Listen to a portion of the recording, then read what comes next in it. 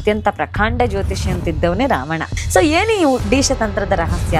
ಕ್ರಿಯೋಡಿಶದಲ್ಲಿ ಹೇಗಿದೆ ಅಂತ ಹೇಳಿದ್ರೆ, ಬೆಕ್ಕು ತನ್ನ ಒಂದು ಲೇಬರ್ ಟೈಮಲ್ಲಿ ಒಂದು ಬೆಕ್ಕು ಮರಿಯನ್ನು ಹಾಕ್ತಾ ಇದೆ.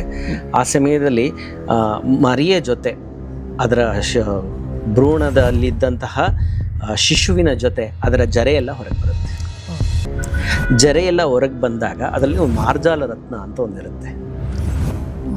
ಆ ಮಾರ್ಜಾಲ ರತ್ನವನ್ನು ತಾಂತ್ರಿಕರು ಅದನ್ನು ಗೊತ್ತಿದ್ದು ಆ ಸಮಯವನ್ನು ಕಾದಿದ್ದು ಅದನ್ನು ತೆಗೆದಿಟ್ಕೊತಾರೆ.